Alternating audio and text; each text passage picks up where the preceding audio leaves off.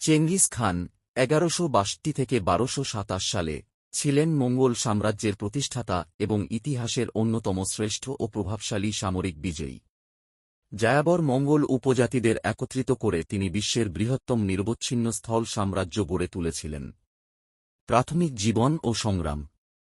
জন্ম ও নাম।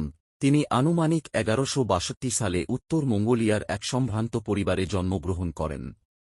তাঁর শৈশব নাম ছিল তেমুজিন। কঠিন শৈশব। তেমুজিনের বয়স যখন মাত্র ৯ বছর, তখন তাঁর বাবা ইয়েসুগেইকে শত্রু তাতাররা বিষপ্রযোগে হত্যা করে।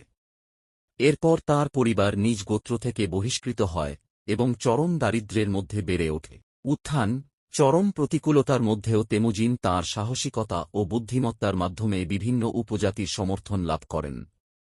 ১২০৬ সালে একটি বিশাল সভার কুরিলতাই মাধ্যমে তাকে সকল মঙ্গোলদের অবিসংবাদিত নেতা হিসেবে ঘোষণা করা হয় এবং তিনি চেঙ্গিস খান, যার অর্থ বিশ্বজনীন শাসক, উপাধি গ্রহণ করেন।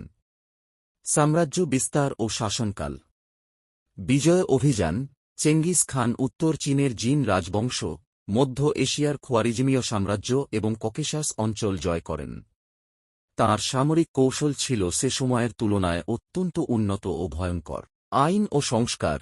তিনি মঙ্গোলীয় সমাজ সংস্কারের জন্য ইয়াসা নামক কঠোর আইন প্রবর্তন করেন।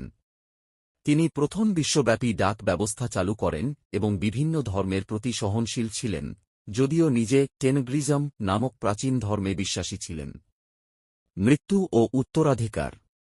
১২২৭ সালের আগস্ট মাসে পশ্চিম জিয়া সাম্রাজ্যের বিরুদ্ধে এক অভিযানের সময় অসুস্থ হয়ে তিনি মারা যান।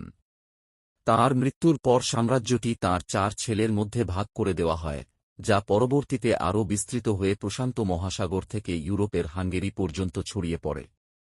আজও তাঁর সমাধি কোথায় অবস্থিত তা এক অমীমাংসিত রহস্য।